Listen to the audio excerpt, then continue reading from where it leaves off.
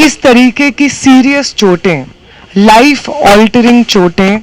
बिहार में अलग अलग जगहों पे स्टूडेंट्स को आई है। बिहार पुलिस का कहना है कि जिस अधिकारी ने AK-47 चलाई थी,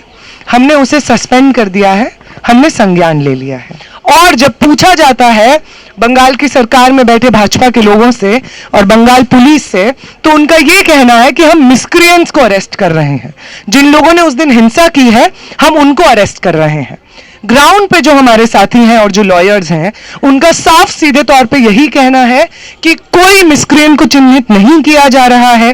वो लोग जिन्होंने जर्नलिस्ट के साथ बदतमीजी की, उनको चिन्हित किया जा रहा हो, ऐसा बिल्कुल नहीं है। स्टूडेंट्स का टारगेटिंग असॉल्ट और अरेस्ट बंगाल भर में इस वक्त चल रहा है।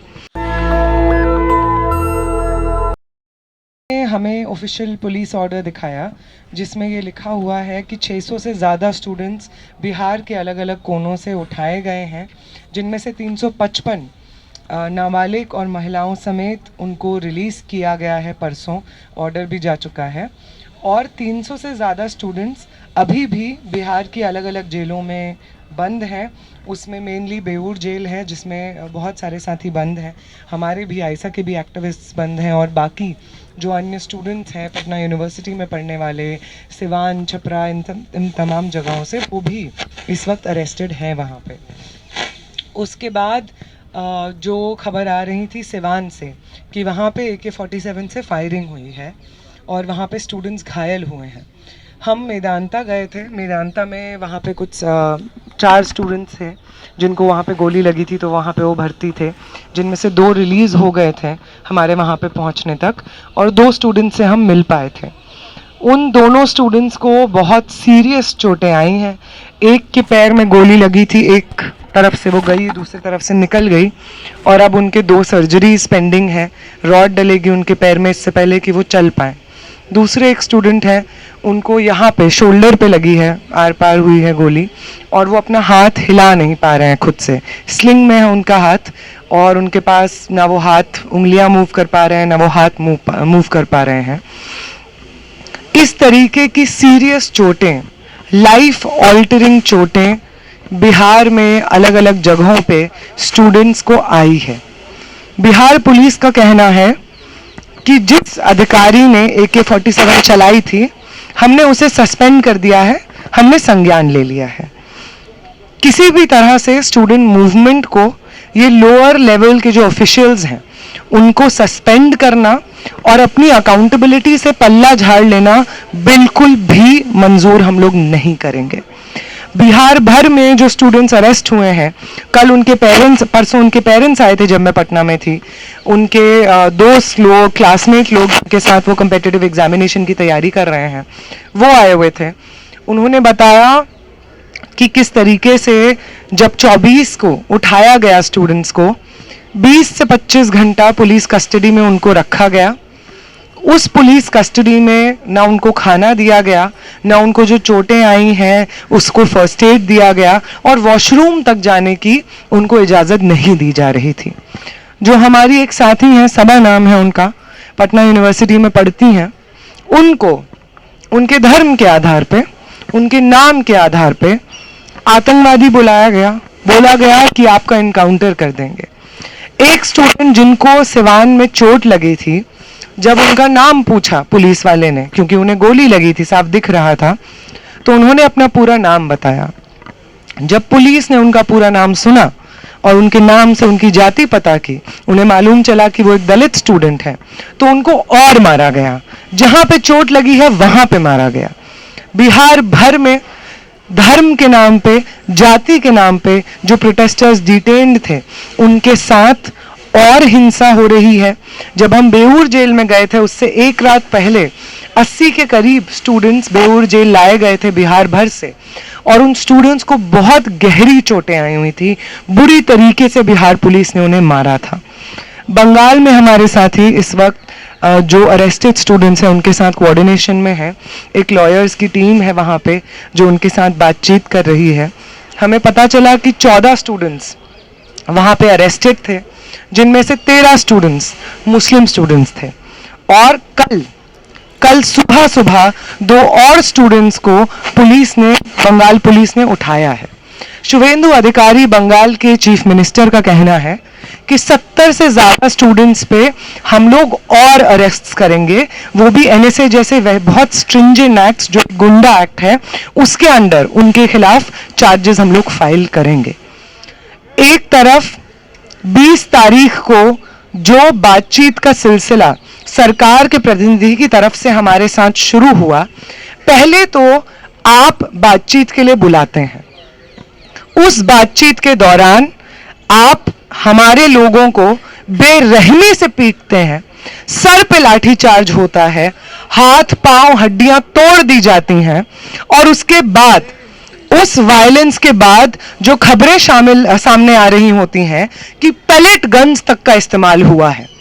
वो बेशर्म दिल्ली पुलिस जो 2 दिन पहले तक डिनाई कर रही थी कि कोई पैलेट गन का इस्तेमाल नहीं हुआ है, जब मीडिया ने इसको मैसिव स्केल पे कवर किया, एक मीडिया कर्मी का एमएलसी निकला, उसमें आया कि उनको पैलेट आया है, तब जाकर के फाइनली दिल्ली पुलिस को ये एक्सेप्ट करना पड़ा है 2 दिन पहले कि हाँ हमने पैलेट गन्स का इस्तेमाल किया है। बिहार में भी जिस तरीके का एक्सेसिव टारगेटिंग हो रही है मुस्लिम और दलित स्टूडेंट्स की, नाम पूछ करके उनको मारा पीटा जा रहा है, उनको पुलिस कस्टडी में इंटिमिडेट किया जा रहा है, और अब फाइनली बेऊर में जाकर के मैक्सिमम स्टूडेंट्स को रखा गया है। ये जो टारगेटिंग हो रही है बंगाल में, जिस तरीके से स्टूडेंट्स को चिन्हित करके मुस्लिम स्टूडेंट्स को जेलों में भरा जा रहा है, और जब पूछा जाता है बंगाल की सरकार में बैठे भाजपा के लोगों से और बंगाल पुलिस से, तो उनका यह कहना है कि हम मिस्क्रिएंट्स को अरेस्ट कर रहे हैं, जिन लोगों ने उस दिन हिंसा की है हम उनको अरेस्ट कर रहे हैं। ग्राउंड पे जो हमारे साथी हैं और जो लॉयर्स हैं, उनका साफ सीधे तौर पे यही कहना है कि कोई मिस्क्रिएंट को चिन्हित नहीं किया जा रहा है। वो लोग जिन्होंने जर्नलिस्ट के साथ बदतमीजी की उनको चिन्हित किया जा रहा हो, ऐसा बिल्कुल नहीं है। स्टूडेंट्स का टारगेटिंग असॉल्ट और अरेस्ट बंगाल भर में इस वक्त चल रहा है। 1 मिनट के लिए नहीं, 1 सेकंड के लिए नहीं, हम नहीं मानेंगे कि होम मिनिस्टर अमित शाह के एक्सप्लिसिट परमिशन और नॉलेज के बिना सेंट्रल दिल्ली में पैलेट्स चलाए गए हैं, एक पल के लिए हम मंजूर नहीं करते हैं। तमाम सरकार के लोग जो ये नैरेटिव पेडल कर रहे हैं कि हम लोगों ने इस दिन जहां पे जंतर मंतर पे प्रोटेस्ट चल रहे थे, वहां पे जिन लोगों को चिन्हित किया है उसमें 2800 लोग क्रिमिनल्स हैं जिनका क्रिमिनल एंटीसीडेंट है। आप ये बताइए, आप दिल्ली पुलिस के लोग हैं, आपके पास पूरी व्यवस्था मौजूद है, पूरा सर्वेलेंस का सिस्टम मौजूद है, आप क्यों इंतजार कर रहे थे कि एक बड़ा प्रोटेस्ट होगा जंतर मंतर पे जिसमें सब लोग आएंगे, सारे अपराधी आएंगे और उसके बाद हम चिन्हित करेंगे? पुलिस का काम क्या यह है कि वो इंतजार करते रहे कि मुजरिम उसके पास चल के आए और तब जाके वो कोई कार्रवाई ले? और अगर ऐसा नहीं है, और अगर आप ये जो 2800 का आंकड़ा बता रहे हैं वो एक बढ़ा चढ़ा करके आंकड़ा बता रहे हैं, हमारे प्रोटेस्ट को डिस्क्रेडिट करने के लिए बता रहे हैं, तो हमारा आपसे ये सवाल है कि यहां पे एक लंबे समय से 50 दिन के ऊपर तक यहां पे पीसफुल प्रोटेस्ट चले, उन पीसफुल प्रोटेस्ट की जो मांग थी, मेन डिमांड धर्मेंद्र प्रधान का इस्तीफा, उस इस्तीफे को, उस डिमांड को माना गया और सरकार ने अपने रिप्रेजेंटेटिव को भेज करके इस चीज को वैलिडेट किया कि यहां पे जो स्टूडेंट्स के प्रोटेस्ट हो रहे थे वो जायज हो रहे थे, उसकी डिमांड्स जायज हैं। उसके बाद अब जब सत्ता में बैठे लोगों का अहंकार टूटा है, आपकी घर घर में थू थू हो रही है, 20 तारीख को आपने जो हिंसा की है, आप लोगों को इंसान नहीं समझा जा रहा है, पुलिस कर्मियों को, सिक्योरिटी पर्सनल्स को, हर जगह पे वो लोग जो गोदी मीडिया का नैरेटिव सुन करके प्रोटेस्टर्स को एंटी नेशनल और पाकिस्तानी कहा करते थे, वो कंधे से कंधे मिलाकर के आज हमारे साथ चल रहे हैं। आपने जो 20 तारीख को हिंसा की है उसको कंडेम कर रहे हैं, तो आप लोग अपना बचा कुचा अहंकार बचाने के लिए अब इस अटेम्प्ट को कर रहे हैं कि जंतर मंतर पे जो पीसफुली लोग बैठे हुए थे आप उन्हीं को मुजरिम करार दे दीजिए। हम जानते हैं कि आपका ये 2800 का आंकड़ा है, उसका कोई मतलब नहीं है एक्सेप्ट कि आप चाहते हैं कि जंतर मंतर पे जो प्रोटेस्ट्स हुए, जिनकी डिमांड्स मांगी गई, जिसके बाद धर्मेंद्र प्रधान को इस्तीफा देना पड़ा, आप चाहते हैं कि वो प्रोटेस्ट डिस्क्रेडिट हो जाए। आप चाहते हैं कि आपने जो दूसरा आश्वासन यहां पे दिया था कि किसी भी एनडीए शासित राज्य में, भाजपा शासित राज्य में किसी भी पेपर लीक के खिलाफ प्रोटेस्ट करने वाले प्रदर्शनकारी पे कोई मुकदमा दर्ज नहीं होगा और जितने भी अरेस्टेड लोग हैं उन लोगों को रिहा कर दिया जाएगा। आप देश भर में अलग अलग भाजपा शासित राज्यों में अपने इस दूसरे आश्वासन से पीछे पैर मोड़ रहे हैं, मुकर रहे हैं और इसके खिलाफ अलग अलग राज्यों में स्टूडेंट्स प्रोटेस्ट कर रहे हैं। आप चाहते हैं कि 2800 का आंकड़ा बता करके, डिनाई करके कि आपने हिंसा नहीं की है, या लोअर लेवल के एम्प्लॉइज को, आप ऑफिशियल्स को बर्खास्त करके आप चाहते हैं कि हमारा ये जो प्रोटेस्ट है वो आप डिस्क्रेडिट कर दें और आप अपने अश्योरेंसेस से जो इस वक्त पैर पीछे खींच रहे हैं, वो अश्योरेंसेस से आपको पैर पीछे खींचने का पूरा मौका मिले और साथ साथ आप हमारे ऊपर अपने क्रैकडाउन को जस्टिफाई कर सकें। हम यहां से कह देना चाहते हैं जेपी नड्डा को और तमाम सरकार के अधिकारियों को, रिप्रेजेंटेटिव्स को, कि ये चीज कि सेंट्रल दिल्ली में आम नागरिकों के ऊपर पेलेट गन से आप फायर करेंगे, ये एक टेररिस्ट और क्रिमिनल स्टेट की निशानी है।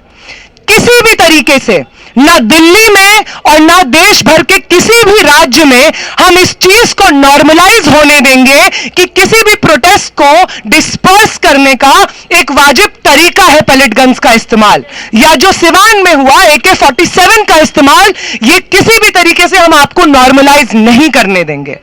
हम मानते नहीं है कि होम मिनिस्टर के एक्सप्लिसिट परमिशन के बगैर इस तरीके के ऑर्डर्स RAF ने कैरी आउट किए, दिल्ली पुलिस ने कैरी आउट किए। अगर आपको यह चीज इस पूरे जंतर मंतर पे और देश भर में जो छात्र आंदोलन चला है, अगर आपको उस छात्र आंदोलन की अच्छे से मांगे समझ नहीं आई हो तो आपको फिर से बता दिए जाते हैं। पहला, आपके निकम्मे नकारा शिक्षा मंत्री का इस्तीफा, और दूसरा, हमारे तमाम साथी जो पेपर लीक के खिलाफ लड़ रहे थे उन लोगों की जेलों से रिहाई और उनके खिलाफ दर्ज हुए तमाम मुकदमों को वापस लेना। और तीसरी चीज आप अभी सुन लीजिए, the commissioner of police of Delhi, the home minister of this country, Amit Shah, will not be allowed to escape without providing accountability for the pellet injuries to protesters.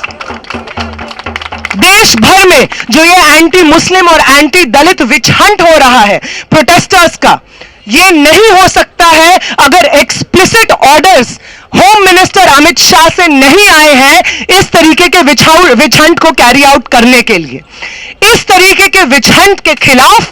Pellet guns के इस्तेमाल के खिलाफ, सिवान में AK-47 चलाने के खिलाफ हम यहां पे प्रदर्शन करेंगे। बिहार में 30 जुलाई का कॉल है। अगर आपने जो नोटिफिकेशन बीजेपी की सरकार ने बिहार में निकाला है उसका पालन नहीं होता है और 300 से ज्यादा जो प्रोटेस्टर्स इस वक्त बिहार की अलग अलग जेलों में बंद हैं उन्हें रिहा नहीं किया जाता है, उनके खिलाफ जो तमाम मुकदमे दर्ज हैं वो वापस नहीं होते हैं, तो 30 जुलाई को बिहार भर में हर जगह पे प्रोटेस्ट कॉल होगा। आपको याद दिलाया जाएगा कि जंतर मंतर पे जिस आंदोलन ने आपके सर पे दम किया हुआ था, बिहार की सड़कों पे वो आंदोलन कैसा दिखता है आपको याद दिलाया जाएगा। बंगाल सरकार से हम कह देना चाहते हैं कि असम में और बिहार में कम से कम नोटिफिकेशन तो लाई है सरकार। बंगाल की सरकार जिस तरफ से एक तरफा एंटी मुस्लिम रुख अपनाए हुए है, प्रदर्शनकारियों से बदला निकालने का पूरी राजनीति कर रही है, बंगाल सरकार को हम बता दें कि आप ये जो सिलेक्टिव विच हंट कर रहे हैं स्टूडेंट्स का, मुस्लिम स्टूडेंट्स का, स्टूडेंट एक्टिविस्टों का, अगर आप इस चीज को ऐसे ही कंटिन्यू करेंगे तो आने वाले कल में नहीं तो परसों में कोलकाता में एक बड़ा मार्च निकलने जा रहा है। वो मार्च सिर्फ शुरुआत होगी और कोलकाता भर की सड़कों में वो साथी जो हमारे आंदोलन से जुड़े थे, हम उनके आंदोलन से जुड़े थे, हम सब एक साथ पेपर लीक के खिलाफ इस देश में लड़ रहे थे। वो प्रोटेस्ट जो जंतर मंतर पे हुआ था, कोलकाता की, बंगाल की अलग अलग यूनिवर्सिटीज में, कॉलेजेस में, सड़कों पे, हर जगह पे आंदोलन होगा अगर आप हमारे साथियों को रिहा नहीं करते हैं। इसी से मैं अपनी बात खत्म करूंगी और मैं अपील करूंगी उन तमाम स्टूडेंट्स से जो जंतर मंतर के प्रोटेस्ट में शामिल रहे, जो देश भर में अलग अलग राज्यों में अपनी तरफ से प्रोटेस्ट को खुद ऑर्गेनाइज उन्होंने करवाया, पेपर लीक के खिलाफ एक बेहतर नौजवानों, छात्रों के भविष्य के लिए लड़ाई लड़ी। उन साथियों को हम आश्वासन देते हैं कि साथी, आप अकेले नहीं हैं। ये मूवमेंट, ये आंदोलन हम मुकम्मल तभी समझेंगे जब हमारे सारे साथी जेलों से रिहा होंगे, चाहे वो मुंबई की जेल में बंद है, बिहार की जेल में बंद है, बंगाल की जेल में बंद है, असम की जेल में बंद है। हमारा ये मूवमेंट अधूरा है तब तक जब तक सारे प्रोटेस्टर्स को रिहा नहीं किया जाता है, उनके खिलाफ दर्ज मुकदमे वापस नहीं लेते हैं। हम सब आपके साथ हैं साथी, दिल्ली से लेकर के बिहार, बिहार से लेकर के असम, हर जगह हम आपकी लड़ाई को मजबूत करेंगे, क्योंकि आपकी लड़ाई हमारी लड़ाई है। इनकलाब जिंदाबाद। नेशनल दस्तक की आपसे गुजारिश है कि अगर इसको बचाना चाहते हैं तो नेशनल दस्तक को सब्सक्राइब करने के लिए रेड कलर के सब्सक्राइब बटन को दबाएं, फिर बेल आइकन की घंटी दबाएं। नेशनल दस्तक को बचाने के लिए बहुत जरूरी है कि हर खबर को शेयर करें, लाइक करें, कमेंट जरूर करें।